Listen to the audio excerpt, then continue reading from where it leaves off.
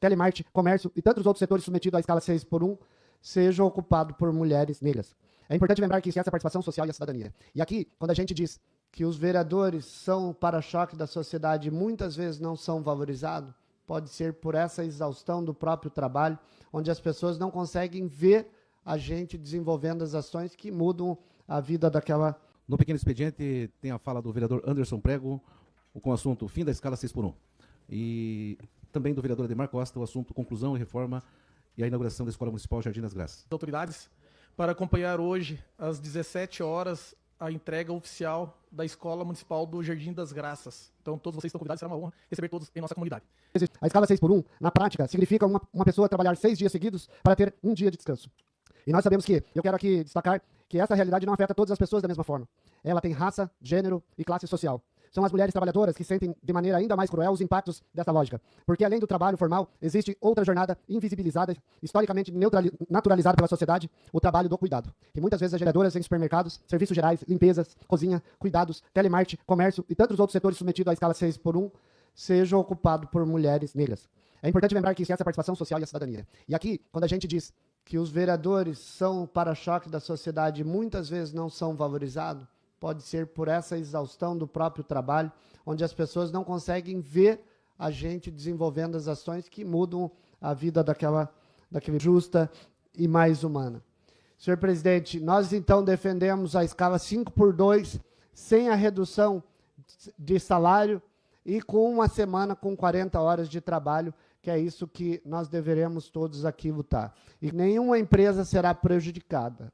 De hoje nós teremos o projeto de lei do Executivo número 13 de 2026, segunda votação, projeto de lei do Legislativo número 1191 de 2026, segunda votação, projeto de lei do Legislativo número 1165 de 2025 e emenda modificativa, primeira votação, projeto de lei do Legislativo número 1189 de 2025 e emenda supressiva, primeira votação, emenda aditiva ao projeto de lei do Legislativo número 1188 de 2026, divulgar, projeto de lei do Executivo números 15, 16, 18, 19 e 20 de 2026, divulgar, indicações dos números 384 a 415 de 2026. Leitura e encaminhamento. Na tribuna livre... As seguintes matérias. E informamos que o teor completo das matérias está disponível no site da Câmara Municipal. Emenda ao projeto de lei do Legislativo número 1188 de 2026. Autoria do projeto, Anderson Ferreira da Silva, Anderson Prego. Emenda ao projeto, dispõe sobre a instituição da campanha Maria da Penha, Vai à Escola, no âmbito do município de Colombo e da outras providências. Autoria das emendas aditivas, Roger Rodrigues Germiniano, professor Roger. Assunto da emenda aditiva. Acrescenta-se o inciso 5º ao artigo 2º do projeto de lei do número 1188 de 2026. Projeto de lei do Executivo número 15 de 2026. Autor-chefe do Poder Executivo. Ementa. Dispõe sobre as diretrizes orçamentárias do município de Colombo para o exercício de 2027 e da outras providências. Projeto de lei do Executivo número 16 de 2026. Autor-chefe do Poder Executivo. Ementa.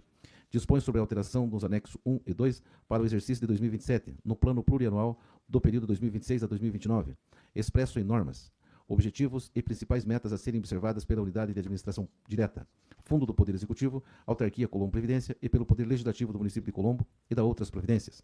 Projeto de lei do Executivo número 18 de 2026. Autor-chefe do Poder Executivo. Emenda. Altera a denominação da unidade de escolares na rede municipal de ensino e de Colombo e da outras providências. Projeto de lei do Executivo número 19 de 2026. Autor-chefe do Poder Executivo. Emenda. Dispõe sobre o Conselho Municipal de Assistência Social, o Fundo Municipal de Assistência Social no âmbito do município de Colombo e da outras providências. Projeto de lei do Executivo número 20 de 2026. Autor-chefe do Poder Executivo. Emenda. Institui o Conselho Municipal dos Direitos Humanos no município de Colombo e da outras providências. Passo agora a palavra para o segundo secretário, pastor Hélio Feitosa, para que proceda a leitura das indicações de número 384 a 399. E ao primeiro secretário, Bruno Dias, para que faça a leitura das indicações de número 400 a 415 de 2026. Votos de congratulações à empresa HCM Alarmes, do nosso amigo Douglas de Souza Machado. Vai para a família do senhor Dori Edson Fernandes, que faleceu no dia 8/5. Com muito pesar, estamos dando esse voto de pesar para a família. Quase transformar qualquer desafio em exemplo de vida, que sua caminhada continue inspirando muitas pessoas. Então seria isso, senhor presidente, meu voto de congratulação ao amigo Gessé, que está ali, né, participando, e dizer a ele que ele é muito bem-vindo a esta casa. Vereador. Quero registrar aqui votos de congratulação pela passagem do Dia Internacional da Enfermagem, que é comemorado no dia 12 de maio.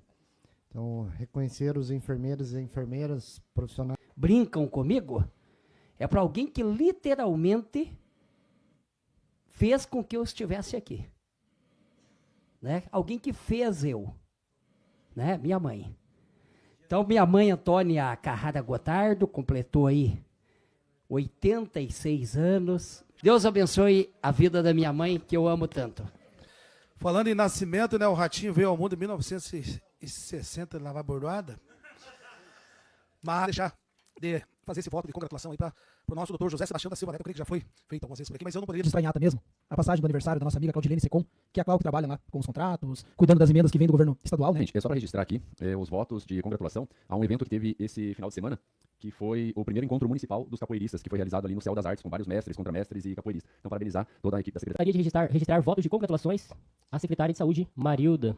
Hoje é aniversário da secretária, parabéns. E a Rosiane, técnica de enfermagem na Unidade de Saúde Moinho Velho. Pastor Diego Alexandre, responsável pelo FJU no estado do Paraná, que nesse último domingo, em pleno Dia das Mães, conseguiu reunir mais de 2.500 jovens no Teatro Positivo, em Curitiba. E fazer aqui votos de congratulação à Associação de Moradores Pró-Moradia Digna do Ana Terra, que tomou... Todos os vereadores presentes na sessão. Obrigado, vereador Kiko. Passo a discussão e votação das seguintes matérias. Projeto de Lei do Executivo número 13 de 2026. Autor-chefe do Poder Executivo. Altera o artigo 26 da Lei Municipal número 1867, de 1º de outubro de 2025, que dispõe sobre o serviço de acolhimento à família acolhedora do município de Colombo. Coloco em segunda discussão. Do acolhimento em família acolhedora no nosso município aqui, então fazer esse adiantamento desse valor. As famílias serão capacitadas para fazer esse autocuidado e tudo mais. É salutar e muito importante o trabalho dos vereadores. Eu sempre pensei, importemos mais aquela disciplina, professor Roger, que tinha quando eu estudava. A política. Segunda votação, projeto de lei do Executivo número 13 de 2026. Aprovado por unanimidade, em votação, projeto de lei do Executivo número 13 de 2026. Projeto de lei do Legislativo número 1191 de 2026. Autor Roger Rodrigues. Altera a denominação do CEMEI Cantinho Feliz, localizado no bairro Guarituba, em Colombo, Paraná, para CEMEI Vera Lúcia Tavares. Artigo 1191 de 2026. Aprovado por unanimidade, em votação, projeto de lei do Legislativo número 1191 de 2026. Projeto de lei do Legislativo número 1165 de 2025 e emenda modificativa. Autoria do projeto José Olivier Zerci. Emenda do projeto. Denomina alugador público no município de Colombo a rua Reinaldo Gasparim, no bairro Bacaitava. Autoria da emenda modificativa, Anderson Prego. Ação a emenda modificativa.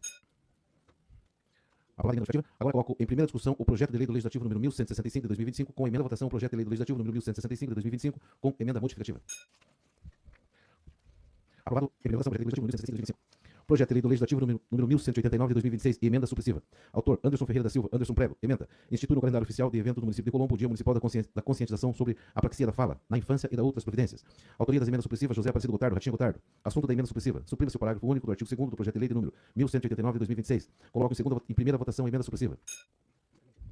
Aprovada a emenda supressiva. Coloco em primeira discussão o projeto de lei do Legislativo número 1189 de 2025 com emenda supressiva. O vereador Anderson Prego.